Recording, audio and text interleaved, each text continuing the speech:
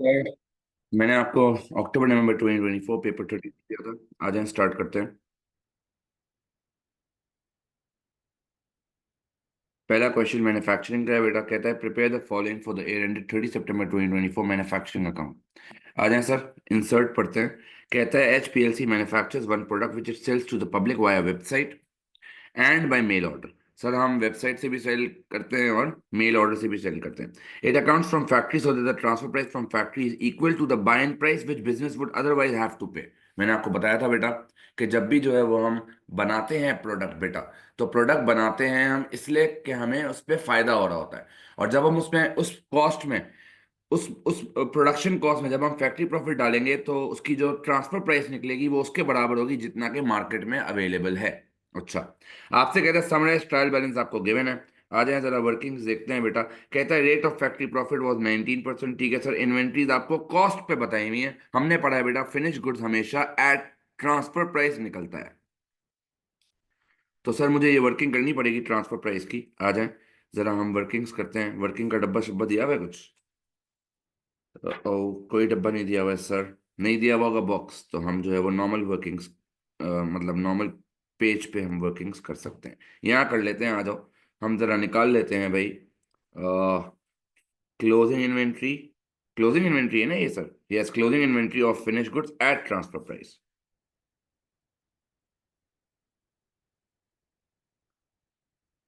Sir तो 15,000 into 119%। बता देंगे बेटा कितना आता है मेरा closing inventory at transfer price जो हम इनकम स्टेटमेंट में लेके जाएंगे?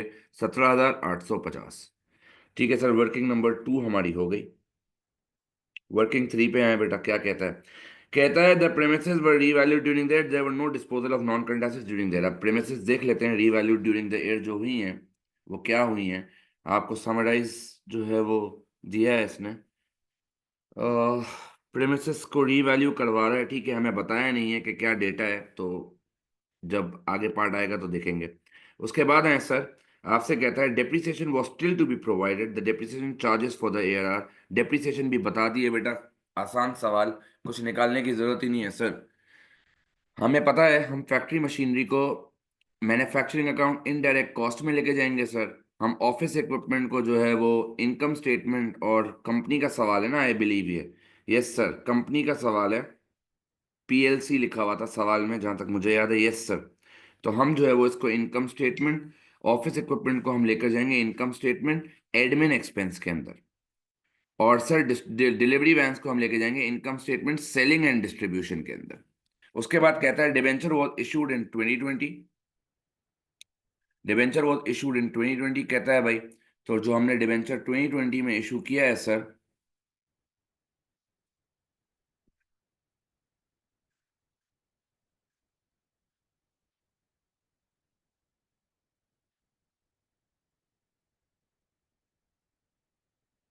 सर हमने जो डिबेंचर इशू किया है 2020 में, आ जाए जरा उस पर इंटरेस्ट भी देख लेते हैं अगर कुछ निकल रहा है बेटा।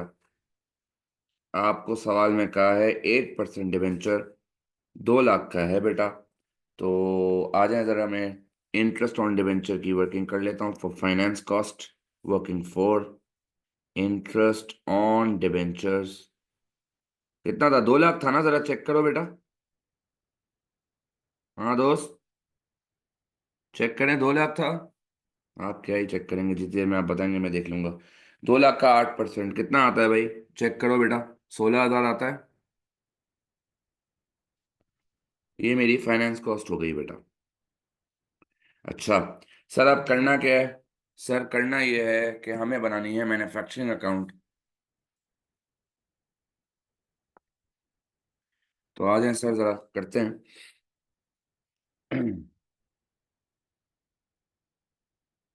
मैन्युफैक्चरिंग अकाउंट बनाते हैं, आ जाएं जरा।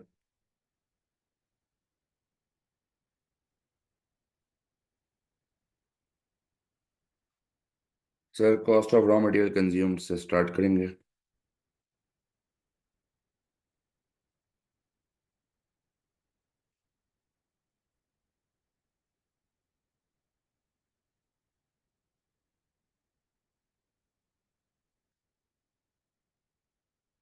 Sir opening inventory of raw material.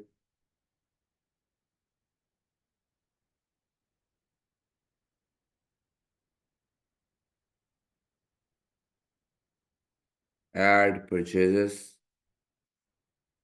Raw material की बेटा देख लेते हैं कोई कैरेज इनवर्ट्स वगैरह है। सर बिल्कुल इनवर्ट्स ये रहा कैरेज इनवर्ट्स 4900 है बेटा कैरेज इनवर्ट्स आ जाए। उसके बाद और कुछ रिटर्न आउटवर्ड शॉर्टवर्ड्स नहीं है सर। आपने परचेजेस किए हैं ओपनिंग इन्वेंट्री पहले तो देख लें 23,000 है बेटा। और परचेजेस आपने किए हैं ये नहीं 141,000 23,000 141 और 4,900 23,000 141,000 और 4,900 का कैरेज इनवर्ट्स। जरा बताएंगे बेटा cost of goods available for use कितना आ रहा है। हाँ दोस्त 168,900 होना चाहिए ना 000 तो नहीं है। Cost of goods available for use 168,900 आ गया बेटा। इसमें हम करेंगे less closing inventory raw material की आसान सा पेपर है बेटा छोटा सा पेपर है। आ जाए सर रॉ मटेरियल आपको दिया हुआ था कहीं पे अच्छा सवाल में वर्क इन प्रोग्रेस कहीं पे भी नहीं है बेटा। सर यहाँ दिया हुआ था आपको क्लोजिंग इन्वेंट्री रॉ मटेरियल्स का 21,000 ज़रा बता देंगे cost of raw material consumed कितना आ रहा है। हाँ दोस्त सर 147,900। सर ऐड कर दें प्राइम कॉस्ट सर सवाल से ढूंढते हैं कोई अक्रूड प्रीपेड नहीं है सवाल में बेटा मासूम सा सवाल दिया है इसने आपको वर्किंग्स के बगैर। सर आ जाएं ढूंढते हैं ज़रा। सर फैक्ट्री का लेबर का है मैंने आपको बताया था बेटा मैन्युफैक्चरिंग वेजेस लिखे या वो लेबर की वेजेस लिखे। अगर लेबर के साथ आपको डायरेक्ट इनडायरेक्ट नहीं बता रहा तो हम अज्यूम करेंगे कि that will be a direct cost. तो 180,900 एक ही है बेटा मेरी जो है direct cost which is labour क्या नाम था फैक्ट्री लेबर बेटा।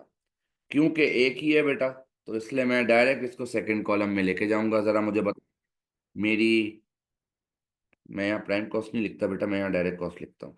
जरा बता दें बेटा मेरी प्राइम कॉस्ट कितनी आ रही है। हाँ दोस्त 328800 328800 सही है सर। उसके बाद आए मैंने ये क्या कर दिया ओके 328800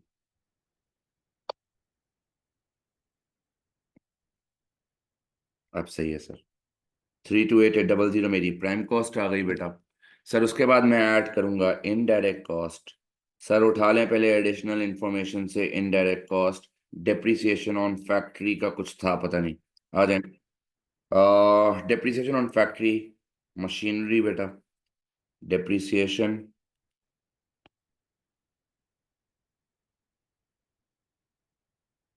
फैक्ट्री मशीनरी और बेटा आपको फैक्ट्री ओवरहेड्स दिए हुए हैं ट्रायल बैलेंस में। आ जाए सर देख लेते हैं डेप्रिसिएशन 23,600 है और आपको दिए हुए हैं फैक्ट्री ओवरहेड्स बेटा ऊपर ये रहे फैक्ट्री ओवरहेड्स और कुछ भी नहीं है सर 167,500 टोटल बता देंगे बेटा कितना आता है इनडायरेक्ट कॉस्ट का टोटल। हाँ दोस्त सर इनडायरेक्ट कॉस्ट का टोटल आता है 191100 इनको ऐड करो बेटा क्या आता है। इनको ऐड करें सर क्या आता है मेरा डायरेक्ट कॉस्ट ऑफ प्रोडक्शन आ जाएगा क्योंकि सवाल में वर्क इन प्रोग्रेस ओपनिंग या क्लोजिंग नहीं है 519900। क्योंकि मेरे पास opening closing work in progress नहीं है बेटा तो मैं डायरेक्ट इस पे ही इसको ही कॉस्ट ऑफ प्रोडक्शन लिख रहा हूँ।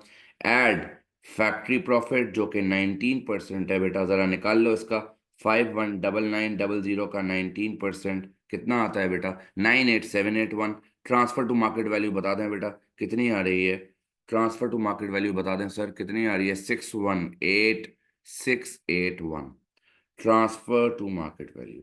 सर इतना हलवा सवाल 6 मार्क्स मुफ्त के दिए हैं बेटा आपके एग्जामिनर ने अगर आप ये भी सही नहीं कर रहे तो फिर पढ़ाई छोड़ दो यार। उसके बाद आ जाए स्टेटमेंट ऑफ प्रॉफिट और लॉस पे सर 9 मार्क्स का है। सर ये भी आसान ही है आ जाए सर स्टेटमेंट ऑफ प्रॉफिट और लॉस सर रेवेन्यू से स्टार्ट करते हैं। आ जाए कोई सेल रिटर्न वगैरह तो नहीं है। नहीं सर कोई सेल रिटर्न नहीं है 866,000 आपका रेवेन्यू है बेटा लेस कॉस्ट ऑफ सेल्स बेटा sir opening inventory of finish goods, sir देख लेते हैं, उसको भी हमें कन्वर्ट करना पड़ेगा ट्रांसफर प्राइस पे, बिकॉज अगर क्लोजिंग इन्वेंट्री कॉस्ट पे देख लेते हैं क्या लिखा हुआ है। ओपनिंग इन्वेंट्री फिनिश्ड गुड्स, आ जाए जरा देख लेते हैं। सर बताया नहीं है, क्या करूं?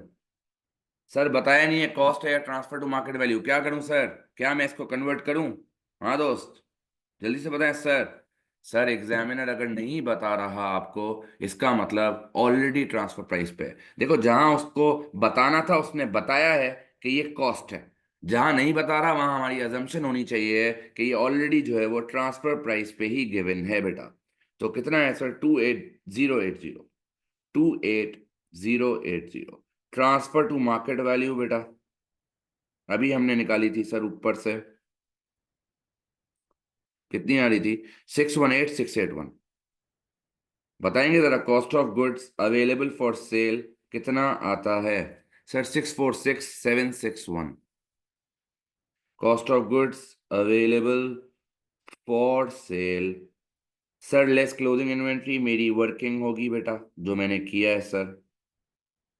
दे दें जरा एग्जामिनर को रेफरेंस बेटा, एग्जाम में देना है रेफरेंस सर। वर्किंग नंबर कहाँ की थी मैंने? यहाँ की थी वर्किंग 217850। बताएंगे बेटा कॉस्ट ऑफ सेल्स कितना आता है? हाँ दोस्त, कॉस्ट ऑफ सेल्स कितना आ रहा है सर? 628911। जरा ग्रॉस प्रॉफिट बता दें बेटा, कितना आता है? हाँ दोस्त, 237089। सर यहाँ पे भी डैश आएगा। सर उसके बाद कोई अदर इनकम नहीं है, मैं डायरेक्ट एक्सपेंसेस लिखूंगा सबसे पहले, एडमिनिस्ट्रेटिव एक्सपेंसेस।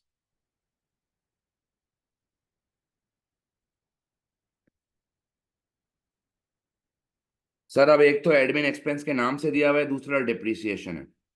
मैंने आपको कहा था फॉर्मेट नहीं बनाएगा, आपको अलग अलग लिखना पड़ेगा बेटा। एक तो एडमिनिस्ट्रेटिव एक्सपेंसेस है, दूसरा डिप्रिसिएशन ऑन ऑफिस इक्विपमेंट है शायद।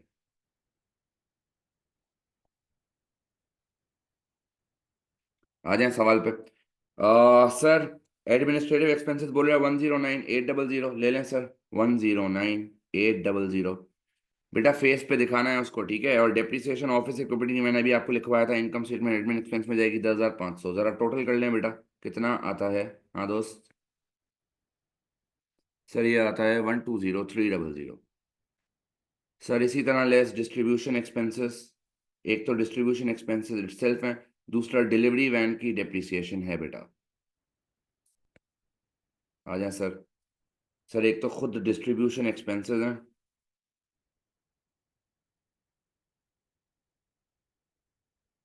दूसरा सर डेप्रिसिएशन है डिलीवरी वैन्स की।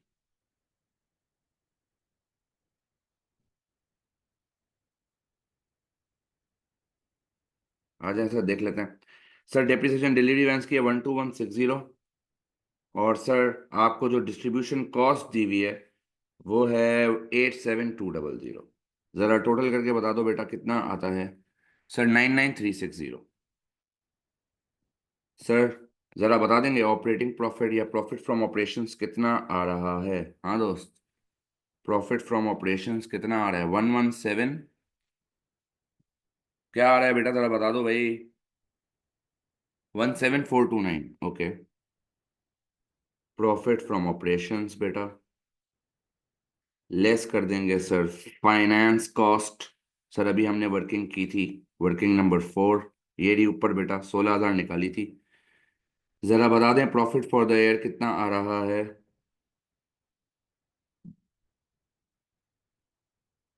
1429। सर इसमें ऐड करेंगे रियलाइज्ड प्रॉफिट, सर निकालना पड़ेगा realised profit. Opening provision for URP देखते हैं दिया हुआ है एग्जामिनर ने या नहीं। सर आपको ओपनिंग प्रोविजन फॉर यूआरपी तो दिया हुआ है 4080, मुझे क्लोजिंग प्रोविजन फॉर यूआरपी निकालना पड़ेगा बेटा। फाइनेंस कॉस्ट क्वेश्चन में भी गिवन है।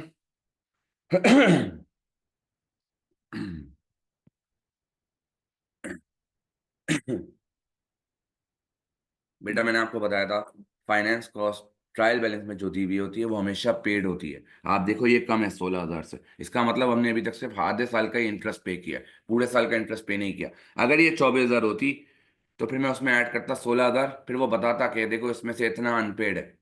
कुछ भी नहीं बोला, यानी एक ही डिबेंचर है बेटा हमारे, यही 2 लाख के, और कोई है ही नहीं हमारे पास नॉन करंट लाइबिलिटी।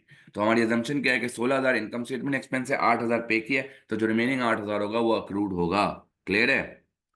अब आ जाए सर, जरा मैं क्लोजिंग प्रोविजन फॉर यूआरपी निकालता हूँ। क्लोजिंग प्रोविजन फॉर यूआरपी, मैंने आपको बताया था बेटा सर, फैक्ट्री प्रॉफिट का अमाउंट या परसेंटेज ऊपर, नीचे ट्रांसफर टू मार्केट वैल्यू की अमाउंट या percentage, into closing inventory at transfer price which is 17850। जरा बताएंगे बेटा, मेरा क्लोजिंग प्रोविजन फॉर यूआरपी 2850 आता है। सर बना लेते हैं अकाउंट, आ जाएं।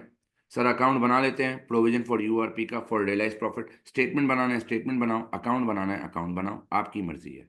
Sir BD, sir CD, sir factory profit यहाँ आ जाएगा, तो आपके पास ऑटोमेटिकली रियलाइज प्रॉफिट यहाँ निकल जाएगा।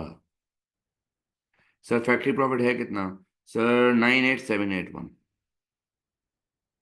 सर बीडी देख लें, प्रोविजन फॉर यूआरपी का 4080। जरा बताएंगे बेटा, मेरा क्लोजिंग प्रोविजन फॉर यूआरपी कितना आता है? 1011। 1011, this is my realise profit बेटा, 1011। सर ऐड करके जरा total profit for the year बता देंगे sir? Sir 101440, total profit for the year.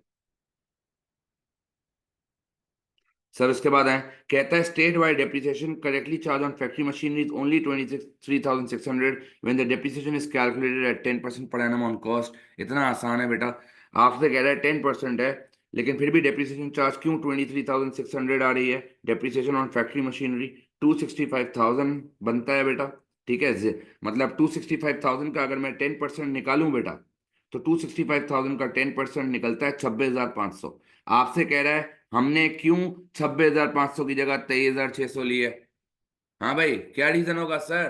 क्या रीवैल्यूएशन हुई है? हाँ भाई, क्या रीवैल्यूएशन हुई है? सर सिंपल सा जवाब है, आप पॉलिसी 3 फॉलो कर रहे हो। If the machinery is bought during the year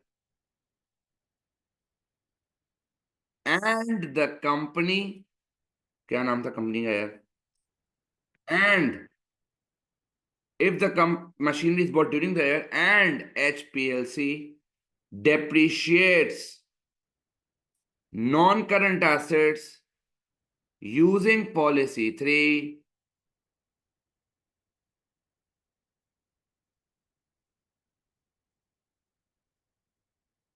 if the machine is bought during the year and HPLC, therefore the depreciation amount will only be charged from the month of ownership। यही पढ़ा था ना sir?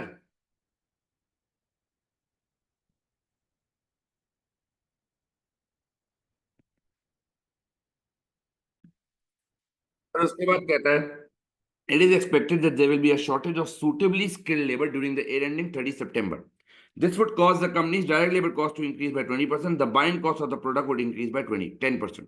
Calculate to do decimal places the rate of factory profit which the company will apply in the year ending 30 September. The transfer prices remain equivalent to the buying price. Assume that production volumes and production costs other than direct labor will be unchanged. Sir आपसे कहता है, हाँ तो मेरा मेरा use करो बेटा। अगर आप डेप्रिसिएशन चार्ज पॉलिसी में यूज करोगी तो फिर जो है बेटा वो ये वाला नहीं आएगा ना, 26,500 आएगा ही नहीं, फिर तो कोई डेप्रिसिएशन ही नहीं आएगा ईमान।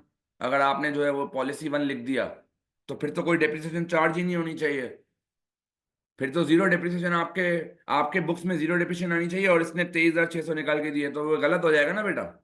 क्लियर है ईमान? सर अब आए सर, इसको मैं कैसे करूंगा सुनिएगा बेटा। सर सिंपल सी बात है, आपसे वो ये कह रहा है कि हर चीज सेम होगी सिवाय, हर चीज सेम होगी सिवाय लेबर के। आपको शुरू में 2 लाइनों में इसने कुछ कहा था बेटा, मैं हमेशा आप लोगों से कहता हूं ये जो शुरू की 3 लाइनें ना, ये बच्चा समझता है कि इररेलेवेंट है, लेकिन यही सबसे ज्यादा इंपॉर्टेंट लाइंस होती हैं बेटा। उसने आपको यहाँ लिखा है it accounts for factory profit so that transfer price from factory is equivalent to the buy price which business would otherwise have to पे।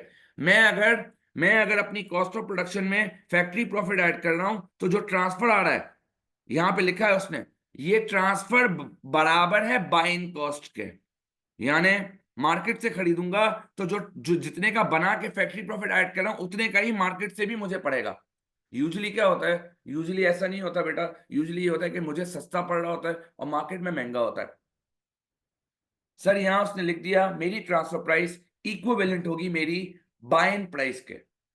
सर यही हमारा भी कॉन्सेप्ट था ना। सर इसका मतलब मैंने अभी जो ट्रांसफर टू मार्केट प्राइस निकाली है ये 618681। सर जाहिर सी बात है ये 61861 मार्केट की बाइन प्राइस होगी। यही मतलब है बेटा उस 3 लाइनों का। आप लोग हमेशा, बच्चों की गलती होती है वो शुरू की 2-3 लाइनें नहीं पढ़ते। सर तो अगर मेरी ये बाइन प्राइस है और वो आपसे कह रहा है बाइन cost of the product would increase by 10%, उसके अलावा और कुछ चेंज नहीं हो रहा, तो मेरी जो ओल्ड बाइंग कॉस्ट थी बेटा क्या थी, 61 कितनी थी, 618681। मुझे अगर न्यू बाइंग प्राइस निकालनी है, अगर मुझे न्यू बाइंग प्राइस निकालनी है बेटा, तो मैं सिंपल क्या करूं, 618681 का 110% ले लूं, तो मुझे पता चल जाएगा भाई। क्या पता चल जाएगा सर कि मार्केट में आज खरीदने जाऊंगा तो कितने का मिलेगा, जरा बताएंगे सर कितने का आ रहा है। हाँ भाई, जरा बताएंगे कितने का आ रहा है सर।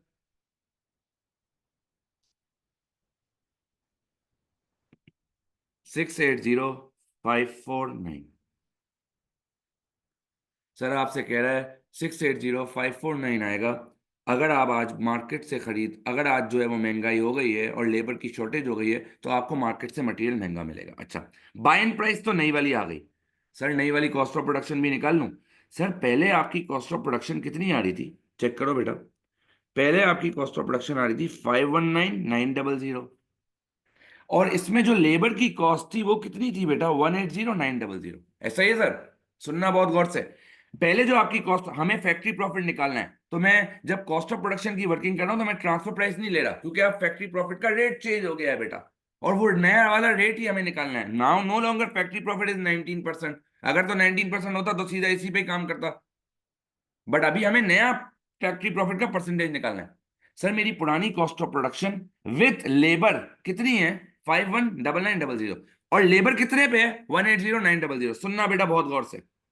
सर आपकी, मुझे अगर नई कॉस्ट ऑफ प्रोडक्शन निकालनी है, न्यू कॉस्ट ऑफ प्रोडक्शन, सुनना बहुत गौर से बेटा, बहुत गौर से सुनना। सर अगर आपको नई कॉस्ट ऑफ प्रोडक्शन निकालनी है, इसका मतलब आपकी पुरानी कॉस्ट ऑफ प्रोडक्शन 51 कितनी थी यार, 519900। सुनना, 519900। सर इसमें लेबर की पुरानी कॉस्ट शामिल है। लेबर की पुरानी कॉस्ट है कितनी, 180900 है बेटा। सर इसमें लेबर की पुरानी कॉस्ट शामिल है 180900। सर लेकिन लेबर की कॉस्ट इस साल कह रहा है 20% से बढ़ गई है।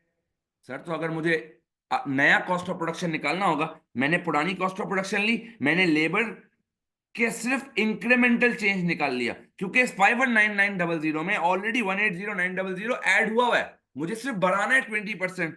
सर तो जरा मुझे बताएंगे इन दोनों को ऐड करके मेरी नई कॉस्ट ऑफ प्रोडक्शन कितनी आएगी। हाँ भाई, कोई बताएगा मेरी नई कॉस्ट ऑफ प्रोडक्शन कितनी आएगी सर।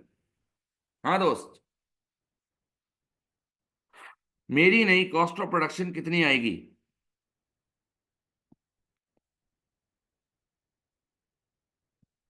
सर मेरी नई कॉस्ट ऑफ प्रोडक्शन आ रही है 556080।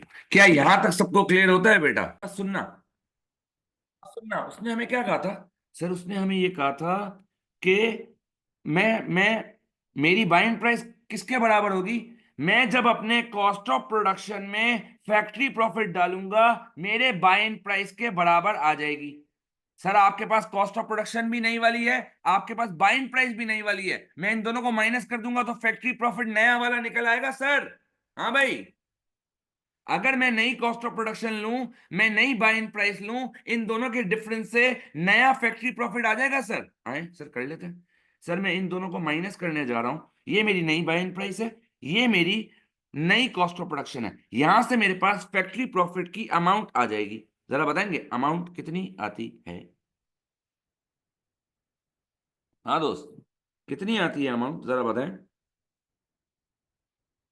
सर 124,469, ऐसा ही है सर। अब फैक्ट्री प्रॉफिट परसेंटेज किस पे लगाते हैं? आप जब फैक्ट्री प्रॉफिट परसेंटेज लगाते हैं तो कॉस्ट ऑफ प्रोडक्शन पे लगाते हैं, तब आता है ना फैक्ट्री प्रॉफिट। सर तो रेट निकालने के लिए तो कोई मसला ही नहीं है सर। फैक्ट्री प्रॉफिट ऊपर, नीचे कॉस्ट ऑफ प्रोडक्शन।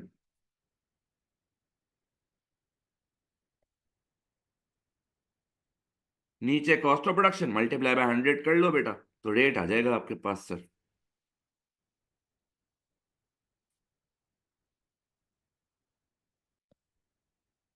तो सर मेरा फैक्ट्री प्रॉफिट है 124469।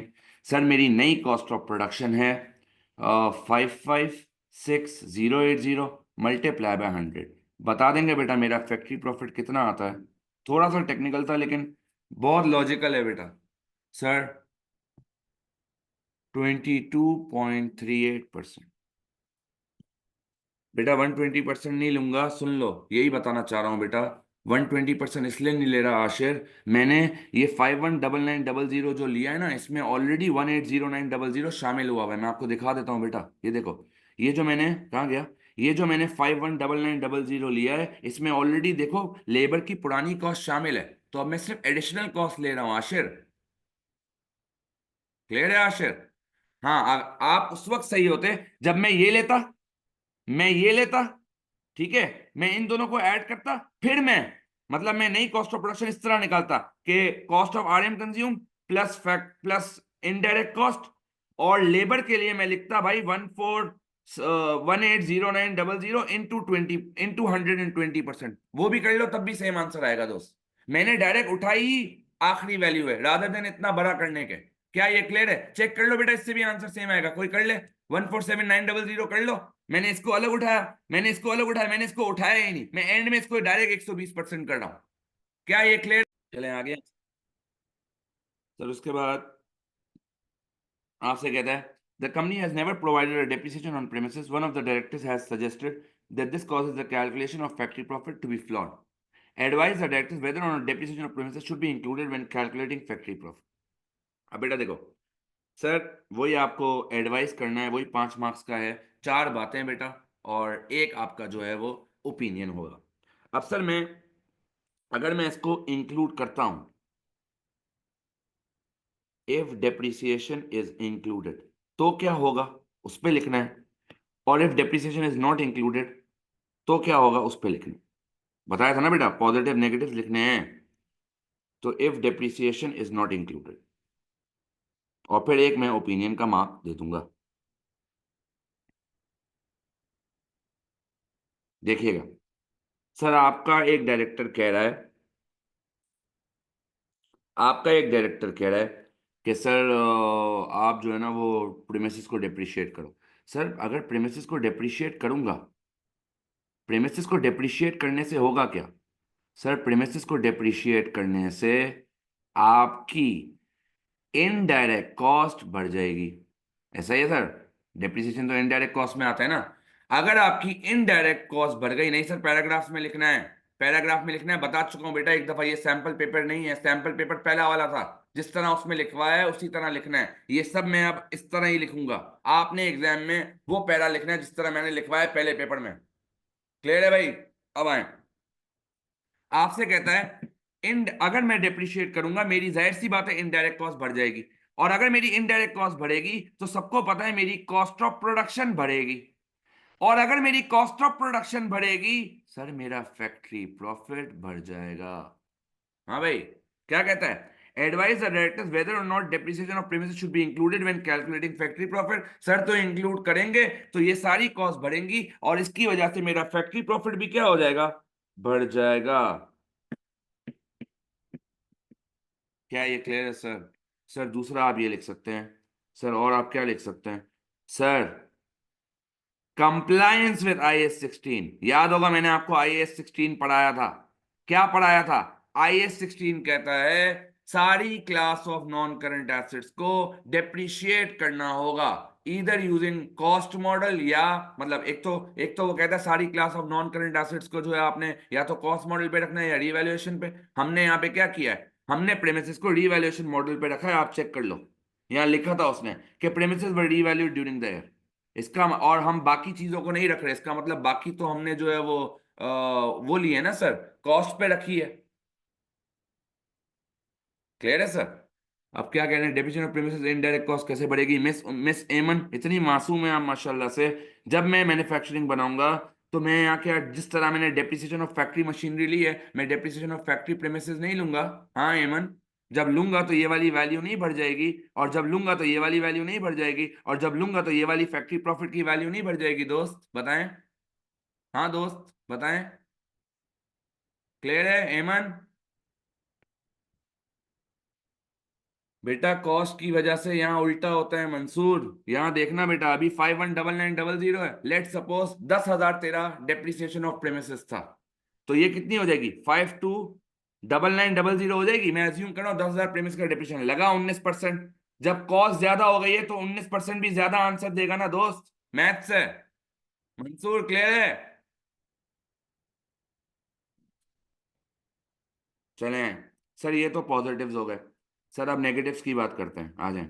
दो मैंने लिख लिए बेटा आपको और भी लिखने हैं, बहुत सारे हैं, आप लिख सकते हो। अब सुनना सर अगर डेप्रिसिएशन ना इंक्लूड करूं तो क्या होगा, सुनना। Sir increase in factory profit does not mean an increase in overall profit of the business. क्या मतलब सर इस बात का? सर फैक्ट्री प्रॉफिट बढ़ने से अगर आप ये सोच रहे हैं कि आपका जो है वो प्रॉफिट बढ़ जाएगा बिजनेस का, ये गलत है। क्यों, मैं आपको समझाता हूं बेटा। लेट सपोज सुनना बेटा, एक कंपनी है, कंपनी ए, ठीक है, सुनना सिनेरियो थोड़ा सा गौर से समझाता हूं।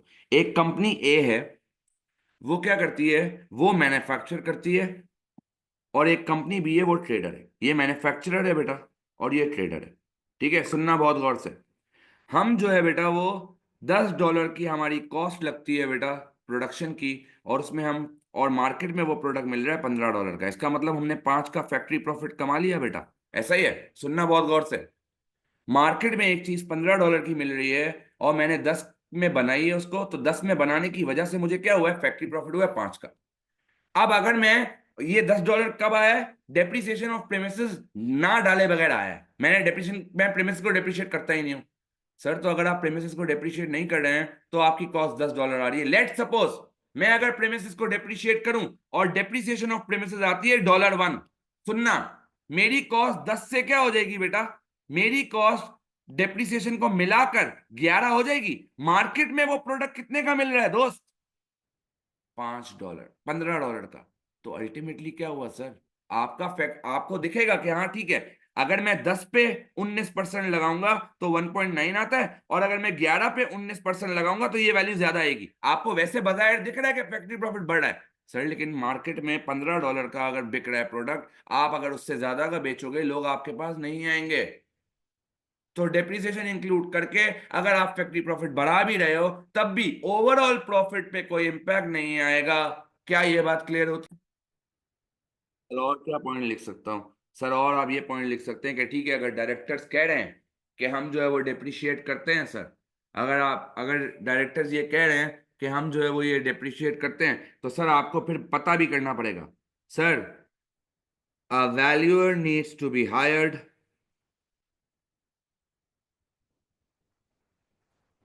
To split the cost of land and building. Sir premises में बिल्डिंग भी होगी, लैंड भी होगा सर।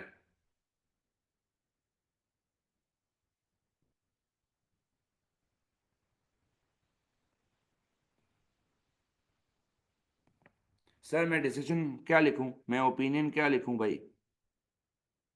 हाँ भाई, ओपिनियन क्या लिखूं? सर सबसे बड़ा ओपिनियन IS-16 का होगा बेटा, क्योंकि हम कंपनी है और हमारे लिए मैंडेटरी है टू फॉलो IAS। अगर मैं सोल ट्रेडर होता, मैं नहीं लिखता बेटा ये पॉइंट, तो मैं इसको बोलूंगा depreciation should be included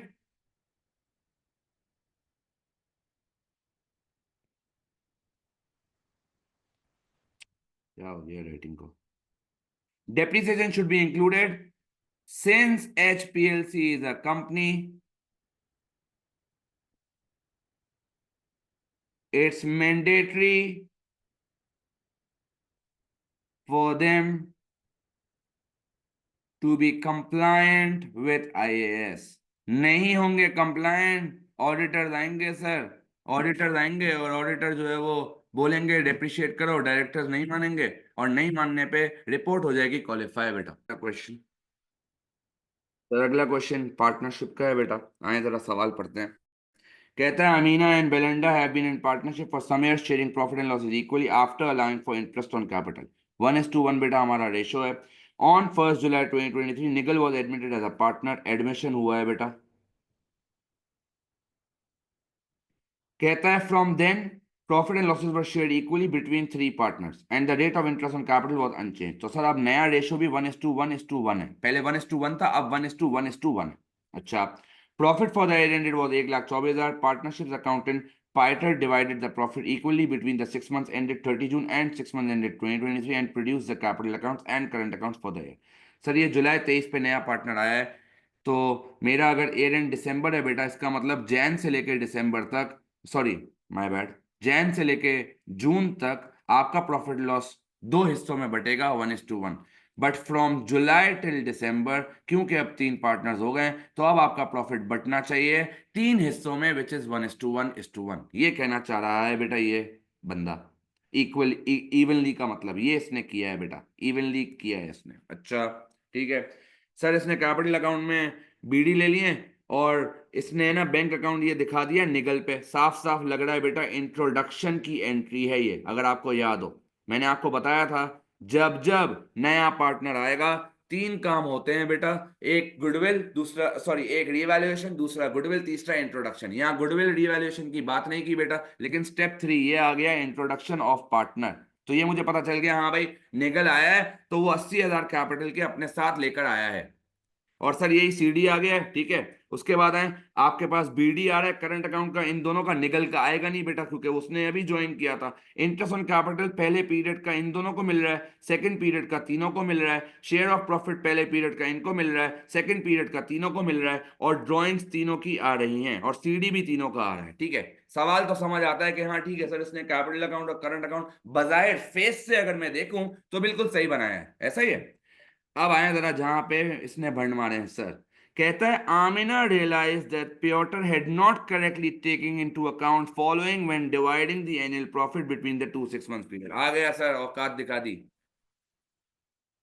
hello, तो सर कहता है irrecoverable debt of 13,000 had been written off in December 2023 after a major customer went out of business, that this debt related to sales made in August।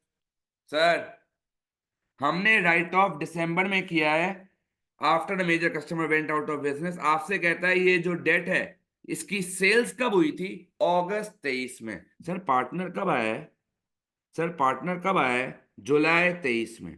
आप मुझे बताएं बेटा, मैं इसको जैन से जून के प्रॉफिट में स्प्लिट करूं या जून से जुलाई के प्रॉफिट में स्प्लिट करूं, आप बताएं इस एक्सपेंस को किस में स्प्लिट होना चाहिए।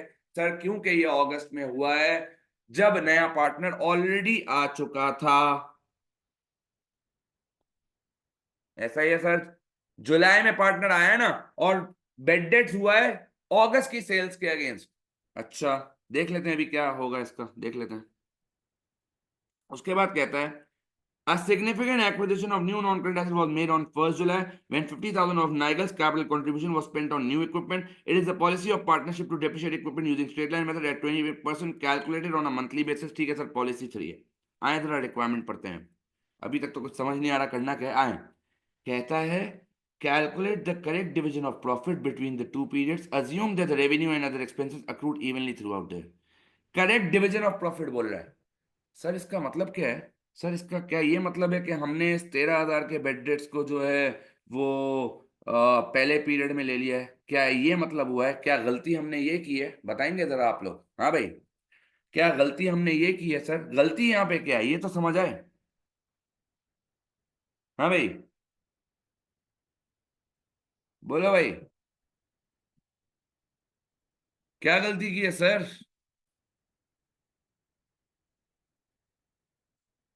बोलो बोलो, जल्दी जल्दी बोलो भाई, क्या गलती की है हमने सर?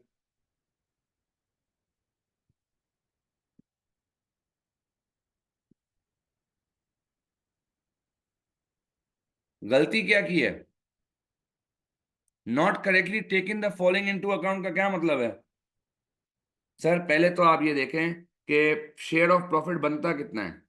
मुझे पहले अप्रोप्रिएशन प्रॉफिट निकालना पड़ेगा बेटा। सबसे पहले तो यहाँ देखो, यहाँ का शेयर ऑफ प्रॉफिट कितना बनता है जरा निकालेंगे। 29,500 प्लस 29,500 करें जरा, कितना आता है सर?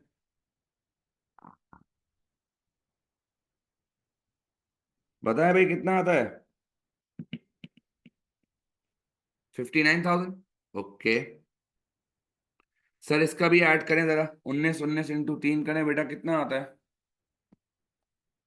19 19 इंटू 3 करें बेटा, कितना आता है? ये 19,000 मल्टीप्लाई बाय 3 कर दो बेटा, कितना आ रहा है? ये भी 57 आ रहा है। अच्छा, ऊपर वाला 59 आ रहा था। और ये आ रहा है 57। ओके। उसने आपसे कहा है ये जो पार्टनरशिप का प्रॉफिट जो शेयर हुआ है ना, वो after allowing interest on capital हुआ है। सर इसका मतलब आपका रेजिडुअल प्रॉफिट 59 और 57 था। अगर मैं इसमें इंटरेस्ट ऐड बैक कर दूं, मुझे चाहिए पहले प्रॉफिट है कितना। सर जो फर्स्ट पीरियड है, क्या नाम दिया है इसने? फर्स्ट पीरियड और सेकंड पीरियड ही दिया, ठीक है। सर फर्स्ट पीरियड का अगर मुझे प्रॉफिट देखना हो बेटा, तो मैं क्या करूं? सर प्रॉफिट, सुनिएगा। सर होता क्या है, बल्कि हम रेजिडुअल प्रॉफिट से स्टार्ट करते हैं। सर रेजिडुअल प्रॉफिट निकलता कैसे है? Profit minus interest on capital, add interest on drawings minus salary. अब यहाँ पे उसने इंटरेस्ट ऑन ड्रॉइंग और सैलरी नहीं लिया है। सर मेरा रेजिडुअल प्रॉफिट फर्स्ट पीरियड का है 59,000। और सर मेरा प्रॉफिट मुझे नहीं पता, मुझे निकालना है। और फर्स्ट पीरियड का मेरा इंटरेस्ट ऑन कैपिटल कितना है बेटा? 3,000। सर मुझे बताएंगे मेरा प्रॉफिट कितना आता है? हाँ दोस्त, फर्स्ट पीरियड का प्रॉफिट फर्स्ट पीरियड का कितना आता है जरा बताएंगे, ऐड बैक करेंगे सर, कितना आता है?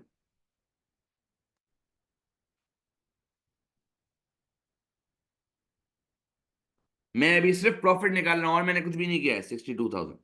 सर इसी तरह आप जरा सेकेंड पीरियड का भी इसी तरह काम कर लें। सर सेकेंड पीरियड में भी मैं प्रॉफिट इसी तरह निकालता हूं, मैं डायरेक्ट ले लेता हूं बेटा, फॉर्मूला नहीं लिख रहा।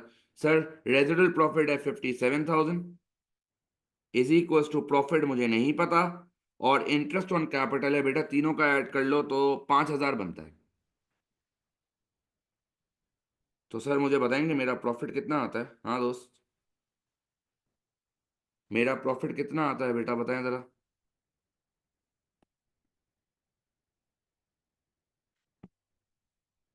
कितना आ रहा है बेटा? 62 ही आ रहा है। ओके सर, इसका मतलब अगर मुझे पूरे साल का प्रॉफिट देखना है, तो वो पूरे साल का प्रॉफिट कितना होगा सर? हाँ भाई, पूरे साल का प्रॉफिट कितना होगा सर? 124,000। अब आ जाओ सर, अब पहले डेप्रिसिएशन भी निकाल ही लेते हैं। सर 50,000 का एसेट था, 20% था, इंटू 6/12। जरा बताओ बेटा ये कितना आता है?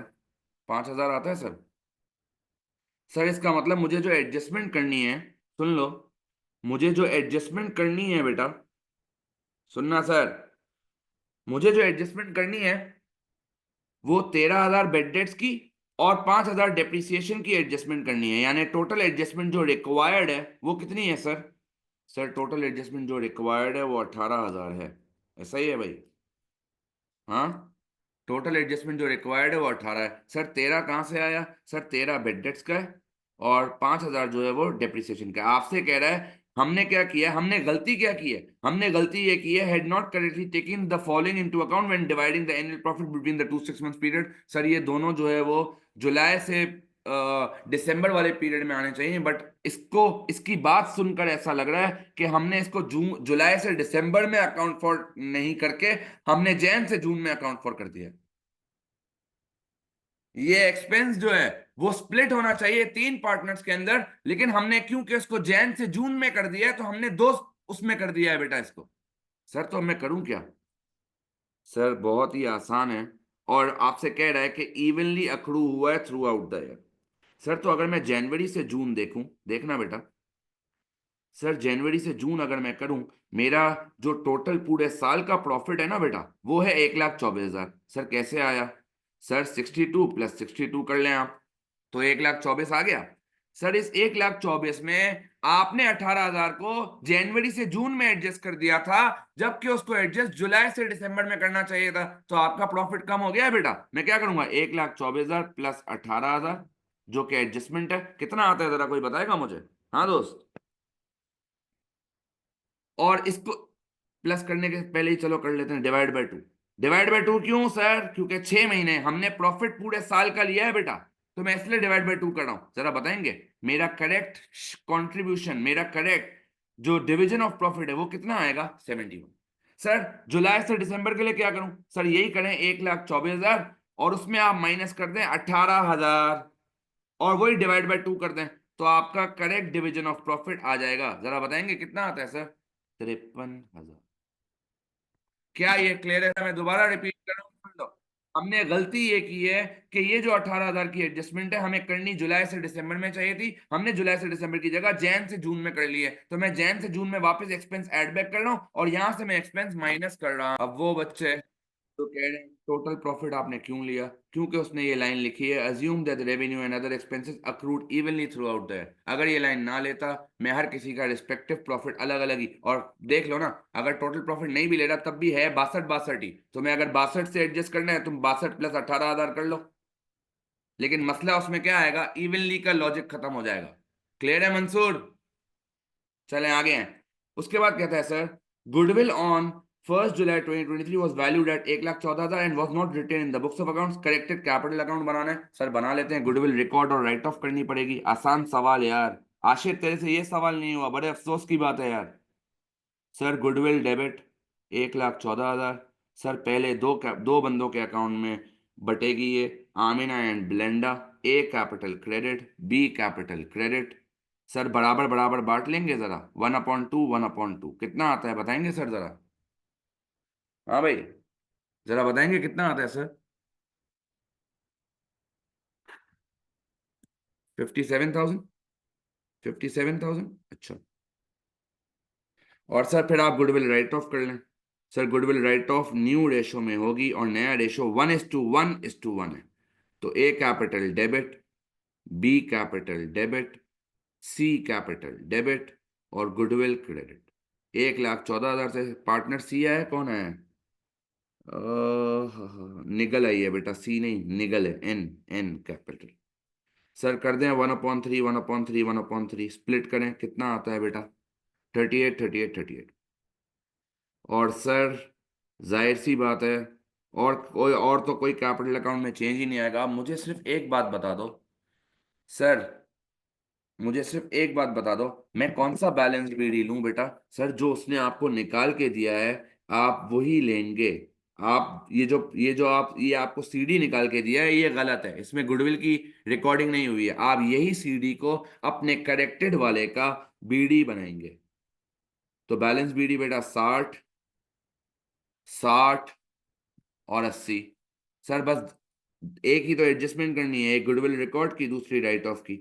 Goodwill record sir 57, 57। Sir goodwill write of की ले लें सर, यहाँ पे goodwill write of sir 38, sir 38, sir 38। जरा ऐड कर लो बेटा और मुझे बताओ टोटल कितना आता है। हाँ भाई, टोटल कितना आता है सर? जरा तीनों का बता दें फटाफट से, कितना टोटल आता है सर? बेटा 80,000 बैंक में नहीं लिखूंगा, अब वो 80,000 सीडी है, जो बच्चे बोल रहे हैं ना दूर दूर से, सर बैंक लिखें, सर बैंक लिखें। बेटा बैंक नहीं लिखूंगा, उसने आपको ऑलरेडी कैपिटल अकाउंट बना दिया है। मैं अब करेक्टेड वाला बना रहा हूं, तो मैं सीडी को उसका बीडी अज्यूम करूंगा। कितना आ रहा है? 1,17,000 दोनों का बेटा, और ये वाला आ रहा है 80,000। सर सीडी बता देंगे? हाँ भाई, सर सीडी बता देंगे जरा कितना आ रहा है? 79, 79, 42। जिसने यहां तक किया सर, उसका 1 मार्क कट गया। मासूम है सर आप बहुत। सर बीडी लिखना जरूरी है अगले साल का। Balance BD 79, 79, 42। हाँ भाई कमेंट पे है। सर कहता है करेक्टेड करंट अकाउंट बना दो। अब सर ये जो गुडविल रिकॉर्ड राइट ऑफ की वर्किंग है, ये नीचे डब्बे में कर लो यार, उसने की भी है तो आप भी कर ही लो। कर लेना यार, ठीक है अब चलें आए करंट अकाउंट पे हैं। बेटा कहता है करेक्टेड करंट अकाउंट बनाओ। मुझे बताओ आसान तरीका क्या है, मैं दोबारा से करंट अकाउंट बनाऊं या मैं ये गलत सीडी लेके सही करूं? आप मुझे बताएं, आपकी नजर में आसान तरीका क्या है? सर आपने कैपिटल अकाउंट में ये बात क्यों नहीं कही? मैंने कैपिटल अकाउंट में इसलिए बात ये नहीं कही कि ये तो सही था ना बेटा, एडिशनल गुडविल का इफेक्ट एडजस्ट करना था। करंट अकाउंट में क्या मैं ये सीडीज को बीडीज बनाऊं और क्या मैं एडजस्टेड इफेक्ट दिखाऊं? क्या ये आसान है या दोबारा बनाना ज्यादा आसान है? आप मुझे बताएंगे सर क्या करूं? आपने शुरू से बनाया है, बहुत अच्छा किया है, मैं भी शुरू से ही बनाऊंगा बेटा। सर क्यों, क्यों आपने कैपिटल अकाउंट में ये नहीं किया और आप करंट अकाउंट में ये काम कर रहे हैं? बेटा कैपिटल अकाउंट में तो कोई ट्रांजैक्शन गलत नहीं की थी, आपने ओमिशन किया था ना बेटा। यहां तो चीजें गलत हैं। क्यों गलत हैं? सर आपका शेयर ऑफ प्रॉफिट गलत है। आपको लेना है आप ले लो, लेकिन फिर आप उसी में फंस जाओगे कि शेयर ऑफ प्रॉफिट अंडरस्टेट हुआ या ओवरस्टेट हुआ, दोनों पीरियड्स का। आप उसी में फंस जाओगे कि हमें 69,500 हमने रिकॉर्ड किया है, जबकि अब जो नया जो शेयर ऑफ प्रॉफिट आया है वो है 71,000 का, डिवाइड बाय 2, और फिर देखते रहो घूमते रहोगे अंडरस्टेट है या ओवरस्टेट। तो बेहतर है दोबारा बना लेना बेटा, ठीक है? करना है आप कर सकते हो कनेक्टेड वाले अप्रोच से। मैं आपकी यहाँ पे आसानी के लिए आया हूँ बेटा, ठीक है? चले आए बैलेंस बीडी। तो मैं गलत वाले से स्टार्ट करूंगा। बैलेंस बीडी है आमिना का 4,900। सर नाइजल का तो कुछ होगा ही नहीं क्योंकि वो तो था ही नहीं। और बेलिंडा का है 1,100 यहाँ पे। सर क्या इंटरेस्ट ऑन कैपिटल गलत है? नहीं सर, इंटरेस्ट ऑन कैपिटल बिल्कुल सही है। फर्स्ट पीरियड का ले लो और सेकंड पीरियड का भी अलग अलग ले लो। फर्स्ट पीरियड में, सर फर्स्ट पीरियड में 1,500 1,500 बिल्कुल सही है ना बेटा, कोई मसला ही नहीं है इसमें। और sir interest on capital second period में, उसमें भी कोई गलती नहीं है सर। वो भी आप ऐसे ही ले लें क्योंकि कैपिटल तो इंटरेस्ट रेट्स पे निकलता है ना बेटा, कैपिटल की अमाउंट पे निकलता है। 1,500, 1,500 और 2,000। सर गलती कहाँ है? हाँ दोस्त, सर गलती कहाँ है? हाँ भाई कोई बताएगा? सर कहाँ गलती है?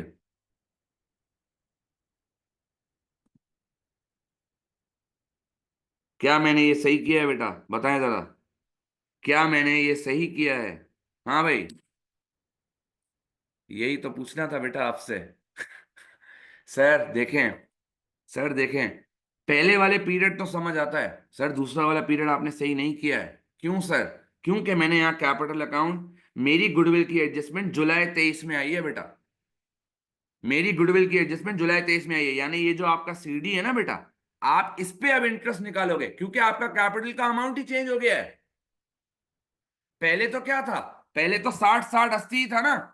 सर अब थोड़ी ऐसा है, अब आपकी कैपिटल अकाउंट की वैल्यू 1 जुलाई 23 पे चेंज हो चुकी है। तो सर अब आपका कैपिटल, नए वाले कैपिटल पे आप इंटरेस्ट रेट लगाओगे ना। क्या ये बात क्लियर होती है? सुन लें सर, अब क्या आपको इंटरेस्ट ऑन कैपिटल दिया हुआ है? सर नहीं भी दिया हुआ तो क्या फर्क पड़ता है? 1,500 है ना ये, और 60,000 वो है, डिवाइड कर लो। 1,500 डिवाइड बाय 60,000 इंटू 100 करो बेटा, इंटरेस्ट ऑन कैपिटल का रेट आ जाएगा आपके पास। बताएंगे कितना आता है इंटरेस्ट ऑन कैपिटल का रेट? 2.5%। तो सर लगा लेना आप। अब जब मुझे सेकंड पीरियड का निकालना है तो मैं क्या करूंगा? सर आप नए वाले सीडी पे लगाएंगे। तो मैं यहाँ इंटरेस्ट ऑन कैपिटल निकालता हूँ सेकंड पीरियड का आप लोगों के लिए, ताकि आपको याद रहे। सर ए, बी और एन, आप वो नीचे डब्बे में कर लेना बेटा। 79,000 का 2.5%, 79,000 का 2.5%, और 42,000 का 2.5%। सर मुझे एक बात बता दें, सर मुझे एक बात बता दें, सर ये 1500 हाफ का था या क्या था? बिल्कुल इसी बात पे आ रहा हूँ अहमद में। बेटा आपका ये जो 1500 है ये हाफ का है। इसका मतलब ये जो 2.5% रेट है ना, ये 6 मंथ का ही है। पूरे 12 महीने का इंटरेस्ट ऑन कैपिटल तो 5% है बेटा। क्योंकि उसने आपको बोला है फर्स्ट पीरियड 1500, क्योंकि ये 6 महीने का इंटरेस्ट है, तो आपने ये जो 1500 डिवाइड बाय 60,000 मल्टीप्लाई बाय 100 करके जो 2.5% निकाला है ना, ये 2.5% इंटरेस्ट ऑन कैपिटल 6 मंथ्स का है। पूरे साल का तो 5% रेट है। क्या ये बात? आसान सवाल है लेकिन मजेदार भी है सर साथ साथ। तो जरा मुझे बता दोगे बेटा क्या क्या आता है interest on capital second period का? जरा वैल्यू लिख देंगे। 1975, ओके, 1975, ओके, 1050। सर आप शेयर ऑफ प्रॉफिट भी ले लें, फर्स्ट पीरियड का तो सेम ही होगा बेटा, क्योंकि उसमें नहीं, बल्कि नहीं, हमने एडजस्टमेंट कर दी थी। हमने 18,000 की एडजस्टमेंट फर्स्ट पीरियड में कर दी थी, तो हमें शेयर ऑफ प्रॉफिट तो दोनों का ही लेना पड़ेगा बेटा, करेक्टेड दोबारा से। तो सर बड़ा आसान है ना, सिंपल सा है सर। 71,000 के दो हिस्से होंगे और 53,000 के तीन हिस्से होंगे, क्योंकि यहाँ दो पार्टनर्स थे और यहाँ तीन पार्टनर्स थे। बता देंगे बेटा? पहले वाले का 34 है, दूसरे वाले का कितना है? आओ, डिवाइड बाय 3 वाले का कितना है बेटा, ये पूछना चाह रहा हूँ। 34,000 और 16,000। सर यहाँ 34 दोनों को मिलेगा, और यहाँ तीनों में 16 बटेगा। खत्म सर, हो गया, end of story. Drawings adjust कर लेते हैं बस। सर क्या ड्राइंग्स पे कोई इम्पैक्ट आया है? नहीं सर, ड्राइंग्स पे कोई इम्पैक्ट नहीं आया है, बिल्कुल सेम आप ले लेंगे बेटा। मासूम सा था ड्राइंग्स तो इसमें। कितना है? 38,500। कोई एडजस्टमेंट ही नहीं है ना बेटा, क्या करूं, एज इट इज लिख लो। 47,100। और सर ये 18,200। अब सोचो, अगर तुम लोग जो है वो तुम लोग अगर जो है वो करेक्टेड वाला बनाते, गलत बीडीज लेकर करते, तो कितना मुश्किल होता। ये वाली सबसे आसान और सेफेस्ट अप्रोच है बेटा एग्जाम में। चलें बताएं, ऐड करें जरा सबका टोटल क्या क्या आ रहा है बेटा। मैं यहाँ पे बैलेंस सीडी तब तक लिखता हूँ। टोटल्स बता दें बेटा मुझे, हाईएस्ट टोटल्स कितने कितने आ रहे हैं और कितने हैं, कितने आ रहे हैं और क्या वैल्यूज हैं। 58,375, ओके, 58,375, ओके। और तीसरा कितना है बेटा? 18,200। जरा माइनस कर दो और सीडी बता दो बेटा कितना कितना आ रहा है।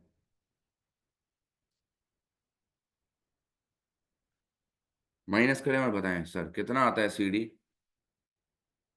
जल्दी जल्दी करो सर। 19,875, ओके। दूसरे वाले का 5,275, ओके। तीसरे वाले का 1150 क्रेडिट आ रहा है, ओके। सर इस वाले का यहाँ आ रहा है 1150। नहीं, अच्छा ओके, आप लोगों ने पहले ही कर लिया था, सॉरी माय बैड। तो इसका बैलेंस सीडी यहाँ आएगा बेटा, नेगेटिव है। ये बैलेंस सीडी पॉजिटिव है बेटा, और नाइजिल का बैलेंस सीडी नेगेटिव है। तो ये यहाँ आ जाएगा 1150। सर जिसने यहाँ तक किया उसका एक मार्क कट गया। अगले साल का बैलेंस बीडी लिखना जरूरी है। ये बैलेंस बीडी पॉजिटिव है बेटा, 19,875, 5275। और इसका बैलेंस बीडी यहाँ आएगा, बैलेंस बीडी नेगेटिव 1150। सर आगे आ जाए। अब आओ सर, जरा इस इन तरह के पार्ट्स में ना बड़ा मजा आता है, आपको भी आना चाहिए। हम तो इस फील्ड से हैं बेटा, तो हमें तो आता है, लेकिन आपको भी इंटरेस्ट लेना चाहिए। आगे आपने जाके यही करना है बेटा जो सीएसी से करने वाले हैं। तो आए, कहता है Piotr has been the partnership's accountant since it was originally started. However, since noticing his errors, Amina is now wondering if the partnership should appoint a new accountant. She has also discovered that Nigel's wife is Piotr's sister. Sir, आ गया conflict of interest, पढ़ाया था ethics में। आ गया sir conflict of interest. ये इसलिए हमारा favourite area है। क्या बी का आंसर गलत आ रहा है? क्या आ रहा है भाई बी का आंसर? 53,425 है सीडी। सीडी 53,425 है? कैसे भाई? सीडी कैसे 53,425 हो सकता है भाई? देख लो यार, 2 मिनट दे रहा हूँ, जरा चेक कर लो। 58,375 ही आ रहा है। सीडी नहीं आ रहा तो ये टोटल चेक कर लो, टोटल सही आ रहा है क्या? एक दफा एक बंदा कर ले बेटा कैलकुलेट। बोलो भाई, जल्दी जल्दी बोलो यार। टोटल गलत है, कितना है बेटा बता भी तो सही, कुछ बोल तो सही मुंह से। मुंह खोलेगा तो कुछ पता चलेगा ना भाई। 53425, आप कह रहे हैं 53425 है। चेक कर लो भाई, क्या यही आ रहा है?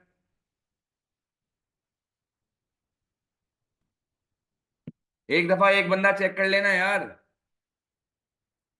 सर आप क्या ही करेंगे, मैं ही आपको करके दे देता हूँ। 1500 प्लस 1975 प्लस 34,000 प्लस 16,000, 53475 आ रहा है। तूने भी सही नहीं बताया भाई, आपने भी सही नहीं बताया दोस्त उवेश। 53 सही है या वो भी गलत बताया भाई? सीडी सही है या वो भी गलत है भाई?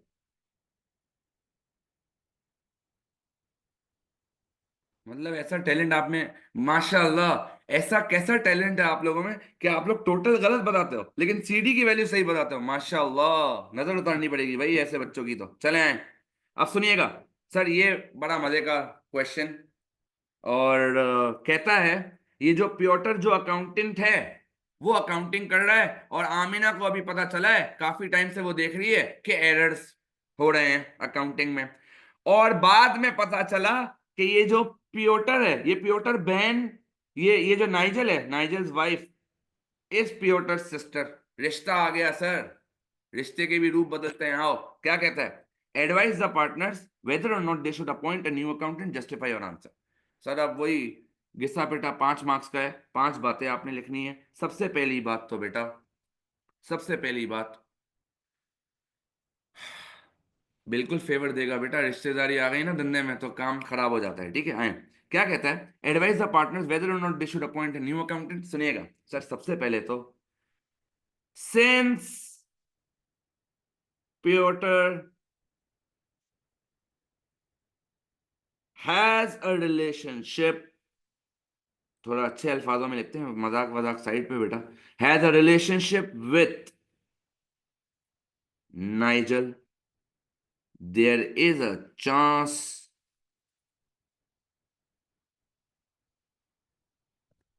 That errors might be made deliberately, जानबूझ के एरर्स कर रहा है सर वो, in order to favour Nigel. आपने पैराग्राफ में ही लिखना है बेटा, ठीक है? सर और क्या हो सकता है? सर कॉन्फ्लिक्ट ऑफ इंटरेस्ट आ गया है। नाइजल तो अभी नहीं आई है, और उसका रोब ज्यादा हो गया सर, क्योंकि उसको सब पता है कि पार्टनरशिप के बिजनेस में क्या चल रहा है। ये रोज इसको फोन करती है सर, और सारी अपडेट्स देती है कि देखो ये प्रॉफिट होने वाला है, ये लॉस होने वाला है। तो वो फुल चल रहा है सर हिसाब किताब। और नाइजल को पता चल रहा है कि बिजनेस की परफॉर्मेंस कैसी जा रही है, और हो सकता है नाइजल जो है वो कुछ फ्रॉड व्रॉड करके भाग जाए बेटा। सर और क्या होगा? सर कॉन्फ्लिक्ट ऑफ इंटरेस्ट आ गया सर। और क्या लिखूंगा सर? सर और आप ये लिख सकते हैं, सुनना। सर और आप ये लिख सकते हैं कि,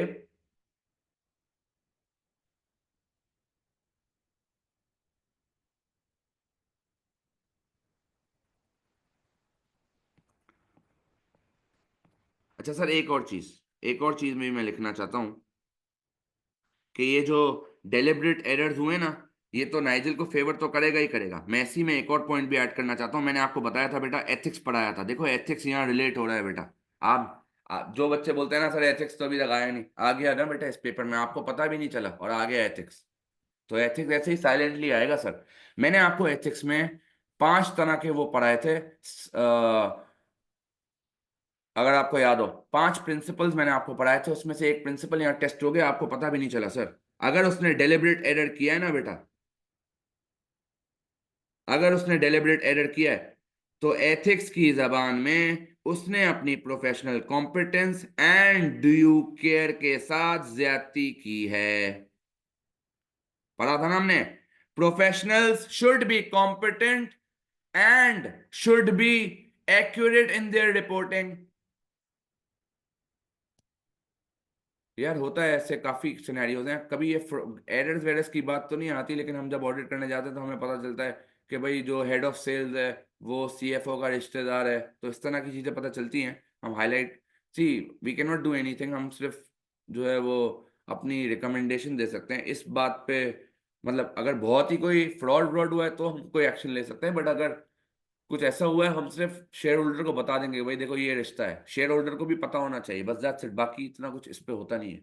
ठीक है, तो सर ये एथिक्स यहाँ टेस्ट हो गया, आपको पता भी नहीं चला कि एग्जामिनर ने आपसे टेस्ट कर लिया और फिर आप पेपर के बाद आते हैं और बोलते हैं इतना अच्छा पेपर हुआ है, तो आपने तो एथिक्स पिक ही नहीं किया बेटा एग्जाम में। चलें आगे हैं सर, अब एक फायदा भी लिख लेते हैं, आपने इतने नुकसान लिखवा दिया, आपने कहा था एक दो फायदे लिखना, तीन नेगेटिव्स हो गए। पॉजिटिव क्या हो सकता है सर? पॉजिटिव ये हो सकता है कि क्योंकि ये पार्टनरशिप के एक पार्टनर का रिश्तेदार है, तो हो सकता है ये लेस सैलरी ले रहा हो हमसे और हमारे लिए कॉस्ट बेनिफिशियल हो, जबकि हम अगर नया अकाउंटेंट रखेंगे बेटा तो वो हमसे ज्यादा पैसे चार्ज करेगा। भाई ये सब बावेस अभी क्लास में क्या तू पूछ रहा है मैंने फ्रॉड कितने का पकड़ा ने क्या पकड़ा? अलग से जो है ना, मेरा 1 घंटा ब्लॉक कर, 1 घंटे के जो मेरे चार्जेस हैं वो दे, मैं तुझे सारी स्टोरियां सुनाऊंगा, ठीक है? कि मैंने कितना बड़ा फ्रॉड पकड़ा है अभी तक, ठीक है? चलो आओ। तो भाई टाइम इज मनी ना यार, मेरे घंटों के पैसे हैं ना दोस्त। हाँ एग्जाम ये स्टडी से रिलेटेड कुछ पूछेगा तो मैं तेरी फीस के अलावा कोई थोड़ी एक्स्ट्रा पैसे लूंगा, लेकिन ये सब अगर शश के तुझे मेरे से करवाने हैं तो फिर पैसे दे भाई। ठीक है चलो आओ। सॉरी यार मजाक कर रहा हूँ। तो सर ओपिनियन क्या लिखूंगा? सर आ जाए। सर अरे अवेश नाराज हो गया है क्या? जवाब ही नहीं आ रहा भाई तेरा कोई। सर ओपिनियन क्या दूंगा? सर ओपिनियन में मैं ये दूंगा, सुनना, सर ओपिनियन में मैं ये दूंगा, ये भी लिख सकते हो बेटा, बहुत सारे रीजंस हैं कि पार्टनरशिप के शुरू के साथ है वो तो उसको नॉलेज होगी, बट ऐसी नॉलेज का क्या फायदा बेटा जो उसने कांड किए हैं, तो फिर तो छोड़ दो। अच्छा back to past past paper session, वेस वापस आ गया भाई। चलो ओपिनियन में क्या लिखूंगा सर? सर क्या क्या था? Partners, partners should look for hiring new accountant. Partners should look for hiring new accountant as the existing accountant, जो भी नाम है इसका, तो नाम भी प्रोनाउंस नहीं हो रहा है ऐसा, as the existing accountant पियोथर, पता नहीं पुतर बोल रहा है पियोथर बोल रहा है, कुछ समझ ही नहीं आ रहा। तो as the existing accountant Piotr is biased and may result in and may involve in non-compliance activities बेटा। क्या ये क्लियर है सर? जल्दी से बताएं हाँ दोस्त। सर उसके बाद सर आ गया फिर से वही जिंदगी में कंपनी एंड रेशोस। आज ये कंपनी का दूसरा सवाल करूंगा मैं यार आज के दिन में, नहीं बल्कि ओ लेवल्स में आया, नहीं ओ लेवल्स में नहीं आया, एएस और आज ए2 में भी अभी आ गया, रेशोस भी आ चुका है, रेशोस ओ लेवल्स में भी आया है। तो ये बड़ा मसला है यार, एक साथ तीन क्लास है ना। आओ, कहता है विनीशा had $16,000 to invest. She had three objects. Being risk averse, she wanted to invest in a company that always would have a gearing ratio of less than 40%. Risk averse का मतलब क्या है बेटा? सर रिस्क एवर्स का मतलब है safely खेलना, risk ना लेना। ओके। दूसरा कहता है she wanted to earn a return in the form of dividends at least 10% per annum, and तीसरा कहता है she wanted to make a profit when she sold the shares in future। मतलब आप चेक करें ख्वाब कितने बड़े बड़े हैं सर, कि ऐसी कंपनी में इन्वेस्ट करूं जिसकी गेयरिंग भी 40% से कम हो, फिर हमें उसके ऊपर हमें डिविडेंड भी चाहिए 10% का, और फिर जो है हमें अगर हम फ्यूचर में शेयर्स बेचेंगे तो हमें फायदे में शेयर्स बिकने चाहिए। अच्छा। सॉरी। उसके बाद कहता है During 2021, she bought 5,000 ordinary shares of $2 in XPLC, और XPLC का आपको ये इंफॉर्मेशन दी हुई है। Of the non-current liabilities, 10,000 were due to be repaid during 2023 and the remainder in 2026 or later। ठीक है सर, देख लेते हैं इसको भी। करना क्या है पहले ये तो पढ़ें। Calculate for XPLC the required year-end balances and the required ratios to do decimal places for each year। Sir अब ये क्या निकालना है इसमें? एंड के एयर एंड के बैलेंसेस निकालने हैं और फिर नीचे ही उसके रेशियोज भी निकालने हैं। वर्किंग्स की जगह दी हुई है बेटा आपको, आ जाओ जरा चेक करते हैं हुआ क्या है। सर आपसे कहता है new issue of 50,000 ordinary shares was made raising 140,000। Venetia did not buy any of the new shares. Sir right issue जब होता है तो शेयर होल्डर से पूछा जाता है कि आपको शेयर खरीदने या नहीं खरीदने। अगर शेयर होल्डर मना कर देगा तो हम कोई जबरदस्ती थोड़ी करेंगे, हम मार्केट में बेच देंगे सर। अच्छा, तो हमें एक्सपीएलसी के हिसाब से काम करना है सर। तो 1,40,000 रेस किया है। इसका ये मतलब हुआ, मैं अगर डिवाइड करना चाहूं बेटा 1,40,000 divide by 50,000, just to check कि इशू प्राइस थी कितनी बेटा। 1,40,000 डिवाइड बाय, अच्छा ये एक सेकंड, ये 22 और 23 दो ईयर्स हैं, ओके 2 ईयर्स है ना, ठीक है, दोनों का काम कर लेंगे सर। 1,40,000 देखिएगा डिवाइड बाय 50,000 करूं तो मुझे पता चल जाएगा मेरी इशू प्राइस क्या थी। जरा बताएंगे कि हमने राइट इशू किया कितने पे, बताओ बेटा कितना आता है। हाँ, इशू प्राइस बताओगे बेटा। 1,40,000 रेस किए हैं 50,000 शेयर बेच के, तो बताओगे कितना, कितने में एक शेयर बेचा होगा मार्केट में। जरा डिवाइड कर दो बेटा मेरे लिए, कितना आ रहा है सर। 2.8। अच्छा सर, पार वैल्यू गिवन है क्या सवाल में, चेक करो। सर आपसे कह रहा है कोई पार वैल्यू गिवन है, जरा चेक करो कहीं पे।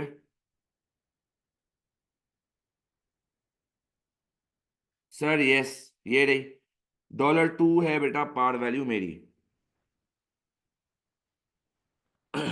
मेरी पार वैल्यू कितनी है सर, $2। अब सुनना ठीक है सर। तो अगर इशू प्राइस 2.8 है और पार वैल्यू 2 है, तो हमने 0.8 के प्रीमियम पे शेयर्स बेचे।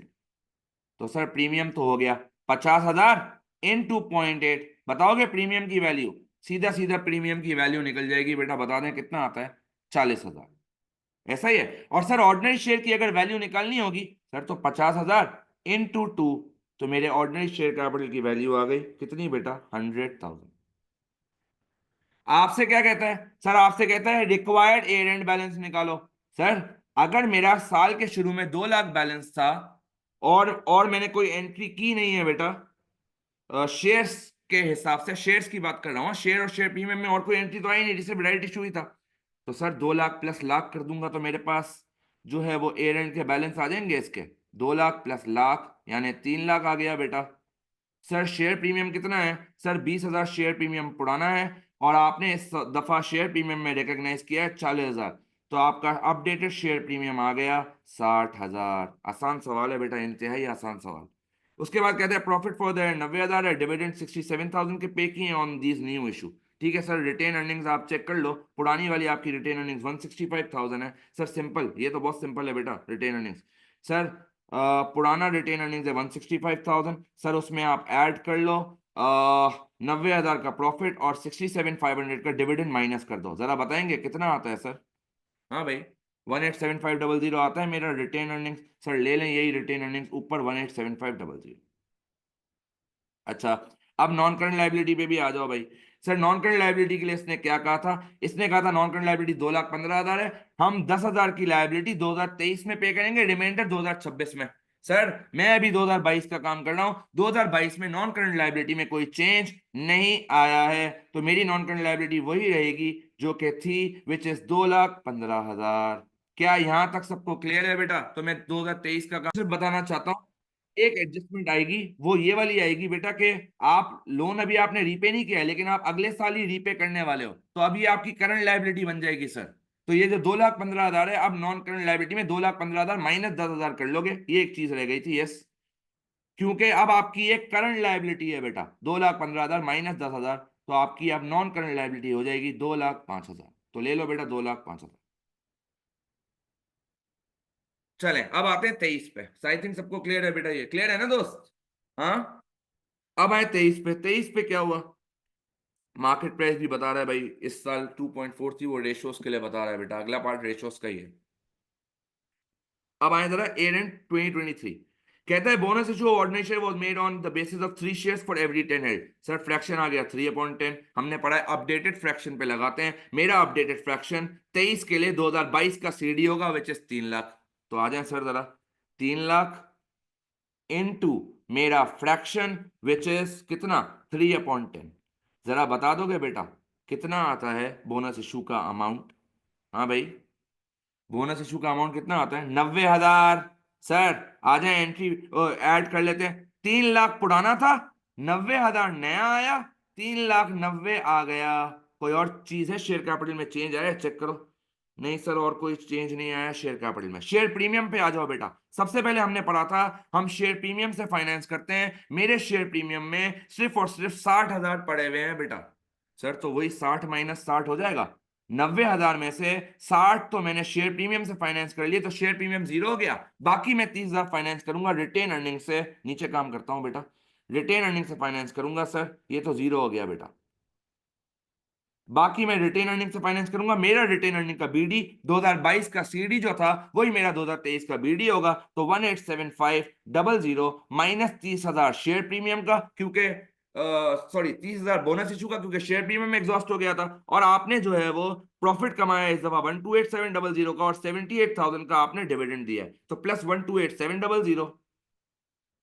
इतना मासूम सा सवाल यार, फिर भी आप लोग बोलते हो यार हमारे को हमारा पेपर अच्छा नहीं हुआ। माइनस से इस पूरे पेपर में मुझे बता दो बेटा, एक भी चीज मुश्किल थी? आप बताओ, खुद बताओ कितना आता है ये आंसर, जरा निकालें।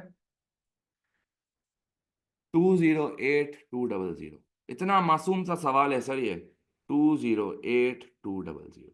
सर नॉन करंट लायबिलिटी पहले कितनी थी? सर 2,05,000 थी। आओ, 2,05,000 थी। और आपसे कह रहा है हमने डिवेंचर्स इशू किए हैं 1,90,000 के, यानी और लोन लिया है बेटा। जरा प्लस कर दो, 2,05,000 प्लस 1,00,000 कितना है? 90,000। जरा ऐड करते हैं बेटा, कितना आता है? बेटा पार्टनरशिप भी कोई मुश्किल तो नहीं था यार कभी। 395,000। मैं आपके साथ ही बेटा पहली दफा ये पेपर कर रहा हूं, मैंने वल्ला मैंने नहीं देखा। मैं कैसे कर रहा हूँ दोस्त। चले गियरिंग रेशियो बेटा, हम सबको पता है फॉर्मूला क्या होता है सर। सर फॉर्मूला होता है नॉन करंट लायबिलिटी ऊपर नीचे कैपिटल एम्प्लॉयड मल्टीप्लाई बाय 100 बेटा। बहुत ही आसान सर। आपके पास अपडेटेड नॉन करंट लायबिलिटी भी है, आपके पास updated share capital and reserves भी हैं बेटा। ले लो सिंपल। नॉन करंट लायबिलिटी कितना है? 2,05,000। और ऊपर जाके मैं कैपिटल एम्प्लॉयड, इन तीनों को ऐड कर लो ना बेटा। 3,60,000 और 187500, जरा ऐड करो कितना आता है? बताओ जरा, इनको ऐड करो तो कैपिटल एम्प्लॉयड आ जाएगा 3,00,000 प्लस 60,000 प्लस 187500। मैं यही कर देता हूँ, छोड़ दें आप। 3,00,000 प्लस 60,000 प्लस 187500 इंटू 100 कर दो बेटा। बता दो क्या रेट आ रहा है, क्या परसेंटेज आ रही है सर। इसी तरह इसका भी कर लें सर। 3,95,000 डिवाइड बाय ऊपर मेरा इस साल का क्या है? 390 और 20800। 390 और 208,200। 390 और 208,200। जरा बता दें दोनों सालों का गियरिंग रेशियो कितना आ रहा है सर। इसका 27.24 आ रहा है, और दूसरे वाले का कितना आ रहा है? 39.77। Sorry sorry my bad, sorry my bad, मैंने नॉन करंट लायबिलिटी नीचे ऐड नहीं किया बेटा। यहाँ भी ऐड कर लो और यहाँ भी ऐड कर लो बेटा। कैपिटल एम्प्लॉयड आता है share capital plus reserves plus non current liability. Answer सही है क्या? बताएं जरा, आंसर सही है क्या बेटा?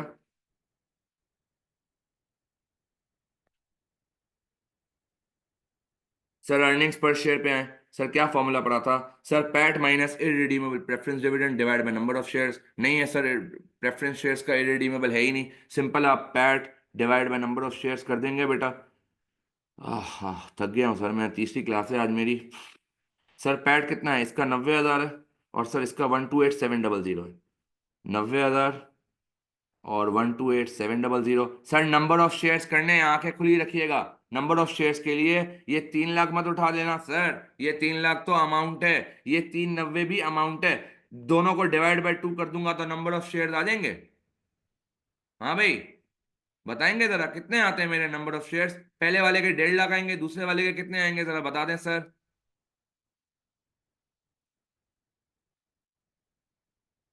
तो बारिश हो रही है तो भाई मेरे को क्यों बता रहा है, क्यों जला रहा है मेरे को? 1.5 लाख और 195,000। वो ओले भी पड़े थे, बड़ा नुकसान हुआ है सुना है। कोई इस्लामाबाद का है यहाँ पे क्या? कितना आता है सर बता दें जरा। हाँ, 0.60 एंड 0.66। तुम इस्लामाबाद से हो मंसूर, तुम तो लाहौर से नहीं थे भाई। 0.60 एंड 0.66।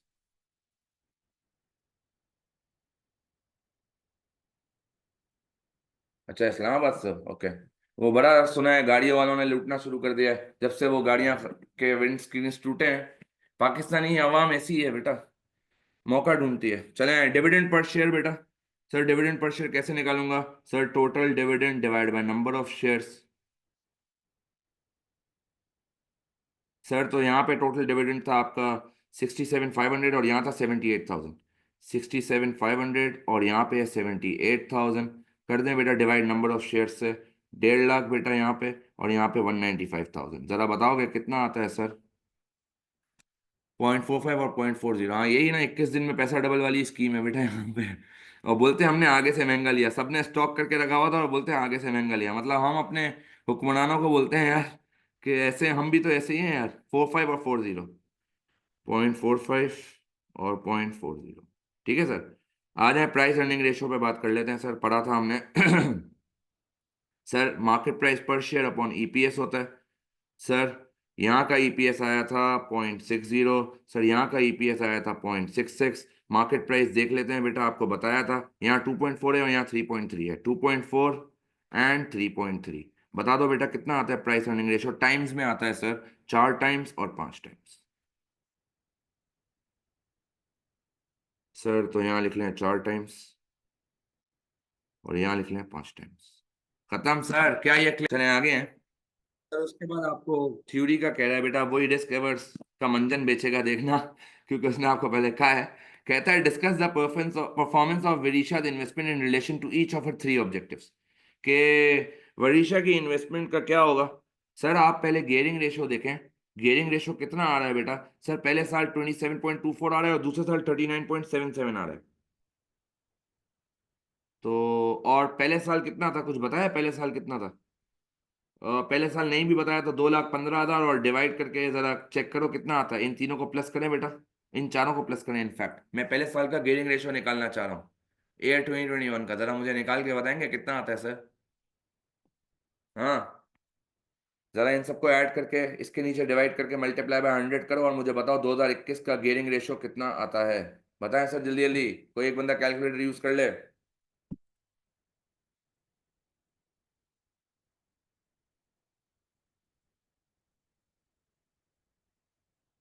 यार जल्दी कर लो ना बेटा।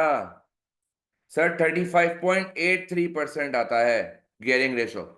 सर आप सुनिएगा, सर इसने क्या कहा था? कंपनी का गियरिंग रेशो लेस देन 40 होना चाहिए। सर 2021 में, सुनना, 2021 में गियरिंग रेशो 35.83% था, देखिएगा।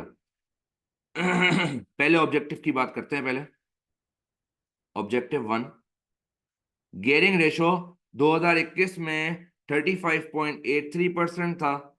सर 2022 में हो गया कितना? 27.24 कम हो गया सर। और 2023 में हो गया 39.77।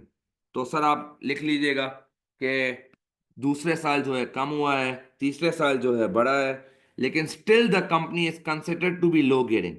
क्यों? क्योंकि उसका ऑब्जेक्टिव था 40 से लेस होना चाहिए, अभी भी 40 से लेस ही है बेटा। तो मैं लिखूंगा still the company is considered to be a low gearing company. ऐसा ही है ना सर? हाँ भाई, क्लियर है ना? अच्छा, सर ऑब्जेक्टिव 2 पे हैं। सर ऑब्जेक्टिव 2 क्या था? मैडम कहाँ है? कहता है, कहती है she wanted to earn a return in form of dividend for at least 10% per annum. ओहो अच्छा। हम ना, हमारा कैपिटल था कितना? सर 5,000 ऑर्डिनरी शेयर थे 2 के हिसाब से, यानी हमारा जो वो था वो 10,000 था। 5,000 शेयर पे डिविडेंड कितना मिल रहा है उसको जरा चेक करो। सर डिविडेंड पर शेयर हमने निकाला है 0.45 का डिविडेंड पर शेयर यहाँ पे और 0.4 का डिविडेंड पर शेयर यहाँ पे। तो मैं ये निकाल सकता हूँ कि इसको डिविडेंड कितना मिला होगा। सर 2022 में, सर 2022 में इसको डिविडेंड मिला है 5,000 इंटू 0.45। और सर 2023 में इसको डिविडेंड मिला है 5,000 इंटू 0.4। जरा अमाउंट बताओगे कितनी आती है? हाँ भाई, तो हम रिटर्न निकाल के देखेंगे 10% होता है या नहीं होता। सर पहले साल इसको 2250 डिविडेंड मिला है और यहाँ इसको 2600 मिला है। 2600 है क्या है? 5,000 है बेटा। तो 2,000 होगा ना सर ये? या मैंने कुछ गलत किया है? 0.45 और 0.40, 2600 आ रहा है। ओके, अब सुनना सर, सर जरा हम रिटर्न निकाल लें। सर कितनी इन्वेस्टमेंट की है उसने? सर 5,000 के शेयर्स खरीदे और $2, यानी उसने 10,000 इन्वेस्ट किए। चेक करो 10% के बराबर आता है या नहीं आता। हाँ, बोनस इशू हुआ है तो फ्री शेयर्स मिल गए होंगे। बिल्कुल आपकी बात सही है। और सुन लो उसने क्या कहा था, किसको कितने शेयर्स मिल रहे हैं। सर यहाँ पे उसने कहा है कि 3 new shares for every 10 held.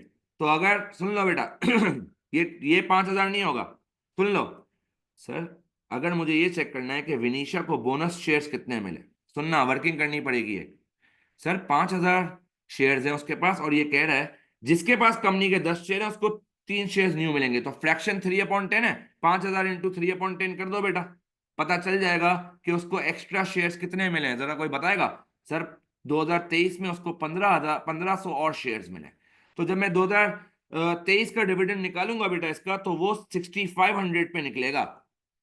क्या ये क्लियर है सर? जल्दी बताएं। हाँ भाई, क्या ये क्लियर है सर? जल्दी बताएं।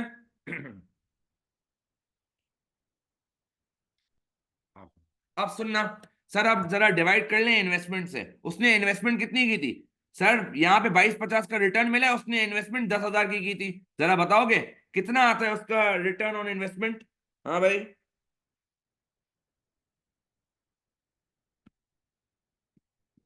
कितना आता है सर? डिवाइड करें। सर यहाँ 22.5%, माशाल्लाह सर। और यहाँ पे 2600 डिवाइड बाय 10,000। सर क्या डिवाइड बाय 10,000 करूं? सर उसने तो 10,000 ही इन्वेस्ट किया था ना। बताएं कितना आता है? 26%। Sir in both years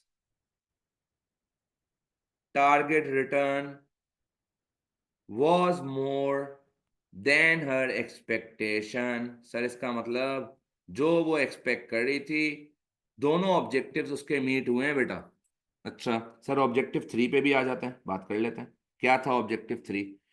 sir कहती है she wanted to make a profit when she sold the shares in future।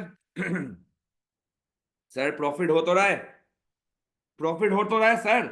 यहां पे मार्केट की प्राइस थी 2.4, यहां पे मार्केट प्राइस चल रही है 3.3। आओ, इतना आसान सवाल यार, शर्म आ रही है ये करवाते हुए। सर कैपिटल गेन अगर मैं निकालूं, उसने शेयर खरीदा था, 5,000 शेयर हैं बेटा उसके पास। पहले मैं एक शेयर का निकाल लेता हूं। उसने 2022 में शेयर की वैल्यू हो गई 2.4। उसने खरीदा था शेयर 2 का और उसके पास 5,000 शेयर से। तो इसको कितना कैपिटल गेन हो रहा है जरा बताओगे? कितना कैपिटल गेन हो रहा है सर? वैल्यू में बताएं जरा, कितना हो रहा है सर? 2.4 minus 2 into 5,000।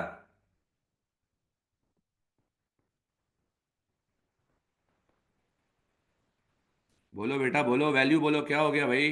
2,000 का फायदा हो रहा है। सर जब 2023 में आई वो, शेयर की प्राइस 3.3 हो गई है। सर उसने 2 का ही शेयर खरीदा है। अब उसके पास 5,000 शेयर नहीं है, अब उसके पास 6,500 शेयर है। सर ये सारी कैलकुलेशन एग्जाम में करके दिखानी होगी। सर कितने का कैपिटल गेन हो रहा है उसको बताएंगे? हाँ भाई, कितने का कैपिटल हो रहा है गेन बेटा? सर 8,450। सर तीनों ख्वाहिशात लिख लेंगे ना, तीनों ख्वाहिशात मीट हो रही है अहमद। अब आप आगे आ जाए। Suggest another solvency ratio which might be affected as gearing ratio changes। give a reason for your answer। मैंने आपको बताया था बेटा। सर इंटरेस्ट कवर लिख सकते हो। सर वो प्रॉफिट, वो गेयरिंग का क्या, इनकम गेयरिंग लिख सकते हो, आपकी मर्जी है सर। सर इंटरेस्ट कवर कैसे अफेक्ट होगा? सर अगर आपका, सर सुनना, सर अगर आपका डिबेंचर बढ़ेगा बेटा, कहता है suggest another solvency ratio which might be affected as gearing ratio changes, give a reason for your answer. Sir अगर आपका डिबेंचर बढ़ेगा तो वो आपकी गियरिंग को भी बढ़ाएगा, और डिबेंचर के बढ़ने से आपकी इंटरेस्ट कॉस्ट बढ़ जाएगी, और इंटरेस्ट कॉस्ट बढ़ जाएगी तो प्रॉफिट कम हो जाएगा।